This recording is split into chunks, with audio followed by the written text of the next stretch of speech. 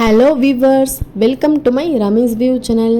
இன்றைக்கான டாப்பிக்கில் நம்ம டெய்லி நட்ஸ் சாப்பிட்டு வர்றதுனால நம்மளுக்கு என்னென்ன நன்மைகள் கிடைக்குது அப்படிங்கிறத பற்றி தான் இந்த வீடியோவில் நம்ம பார்க்க போகிறோம்.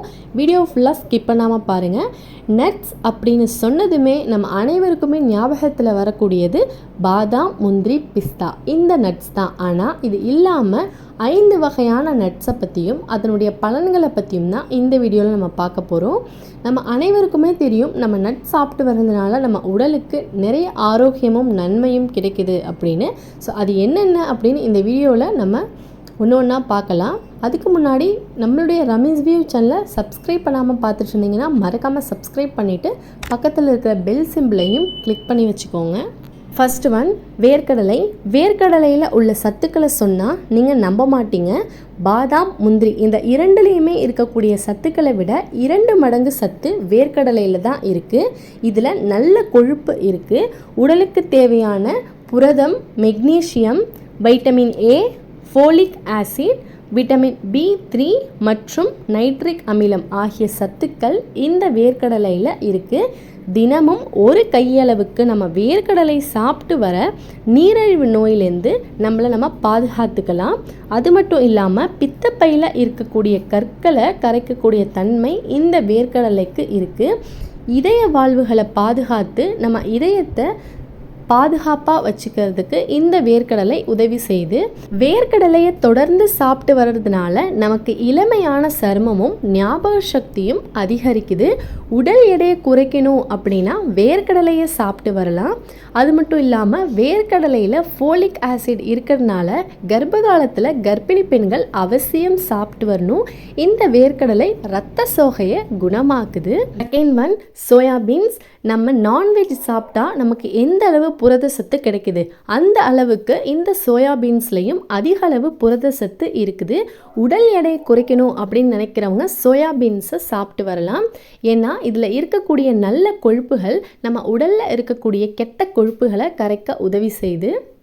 இந்த சோயாபீன்ஸில் 240 மில்லிகிராம் கால்சியம் சத்தும் 690 மில்லிகிராம் பாஸ்பரஸ் சத்தும் இருக்குது. இதில் இருக்கக்கூடிய சத்து இதய நோய் பிரச்சனை இருக்கிறவங்களுக்கும் குழந்தையின்மை பிரச்சனை இருக்கிறவங்களுக்கும் ஒரு சிறந்த தீர்வாக இந்த சோயாபீன்ஸ் இருக்குது.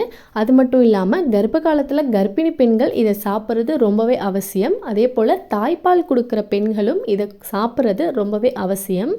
தேர்ட் ஒன், உலர் திராட்சை. உலர் திராட்சையில் நிறைய வகையான சத்துக்கள் இருக்குது.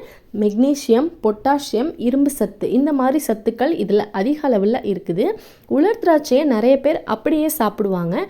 ஆனால் அப்படி சாப்பிட்றத விட இரவு தூங்க போகிறதுக்கு முன்னாடி தண்ணியில் நல்லா ஊற வச்சுட்டு மறுநாள் காலையில் ஒரு 20 உலர் திராட்சையை நம்ம சாப்பிட்டுட்டு அந்த தண்ணியையும் குடிச்சு வந்தோம் அப்படின்னா நம்ம உடம்புல இருக்கக்கூடிய புற்றுநோய் செல்கள் அழிக்கப்படுது. புற்றுநோய் பிரச்சனை இருக்கிறவங்க இந்த உலர் திராட்சையை கண்டிப்பாக சாப்பிடுவாங்க. அது மட்டும் இல்லாமல் இரத்த சோகை பிரச்சனை இருக்கிறவங்க கர்ப்பிணி பெண்கள் அவசியம் இந்த உலர் திராட்சையை சாப்பிட்டு வரணும். ஃபோர்த் ஒன், பேரிச்சம்பழம். பேரிச்சம்பழத்தில் அதிக அளவில் இரும்பு சத்து இருக்குது. இதில் இருக்கக்கூடிய இரும்பு சத்து இரத்த சோகை பிரச்சனைக்கு உதவி செய்து. தினமும் 1-2 பேரிச்சம்பழம் சாப்பிட்டு வர்றதுனால நம்ம உடலில் புதிய இரத்த செல்களை உற்பத்தி செஞ்சு இரத்த ஓட்டத்தை சீராக்கி இரத்தம் சம்பந்தமான அனைத்து நோய்களுக்கும் இந்த பேரிச்சம்பழம் ஒரு சிறந்த தீர்வாக இருக்குது. பேரிச்சம்பழத்தை சாப்பிட்டு வர்றதுனால நம்மளுடைய எலும்புகள் வலுவாகுது. நம்மளுடைய வயதான காலத்தில் எலும்பு பிரச்சனைகள், எலும்பு தேய்மானம் இது போன்ற பிரச்சனைகள் வராமல் இருக்க இந்த பேரிச்சம்பழம் நமக்கு உதவுது. அது மட்டும் இல்லாமல் கண் பார்வையை தெளிவடைய செய்து நீரிழிவு நோயிலேருந்து நம்மளை பாதுகாக்குது. அதனால் நம்ம தினமும் 1-2 பேரிச்சம்பழம் சாப்பிட்டு வர்றது ரொம்ப ரொம்ப அவசியமான ஒன்று. கொண்டைக்கடலை. கொண்டைக்கடலையில் அதிக அளவில் ஊட்டச்சத்துக்கள் இருக்குது. இதில் selenium, magnesium, potassium, vitamin B, fibre, இரும்பு சத்து இப்படின்னு நிறைய சத்துக்கள் இருக்குது. இந்த கொண்டைக்கடலையை சாப்பிட்றதுனால இந்த ஊட்டச்சத்துக்களை நம்மளால் பெற முடியும். இது இதயத்துக்கு ரொம்பவே நன்மையை தருது. நம்ம உடலில் இதயத்தை தாண்டி மற்ற அனைத்து ஆரோக்கியத்திற்கும் இந்த கொண்டைக்கடலை உதவி செய்து.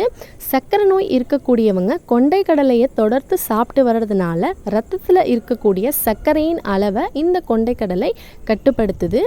ஓகே ஃப்ரெண்ட்ஸ், இந்த வீடியோவை நீங்கள் பார்த்தது மூலயமா இந்த 5 வகையான நட்ஸுகளில் என்னென்ன பலன்கள் இருக்குது அப்படிங்கிறத நீங்கள் தெரிஞ்சிருந்திருப்பீங்க.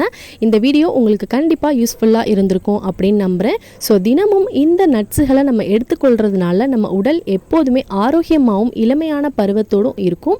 இந்த வீடியோ உங்களுக்கு யூஸ்ஃபுல்லாக இருந்ததுன்னா மறக்காமல் இந்த வீடியோவை லைக் பண்ணுங்கள். இன்னும் நம்ம சேனலை சப்ஸ்கிரைப் பண்ணாமல் பார்த்துட்டு இருந்தீங்கன்னா மறக்காமல் சப்ஸ்கிரைப் பண்ணிவிட்டு பக்கத்தில் இருக்கிற பெல் ஐக்கானையும் கிளிக் பண்ணிக்கோங்க. அப்போ தான் நான் போடக்கூடிய வீடியோஸ் உங்களுக்கு உடனே நோட்டிஃபிகேஷனில் வரும். ஓகே ஃப்ரெண்ட்ஸ், தேங்க்ஸ் ஃபார் வாட்சிங்.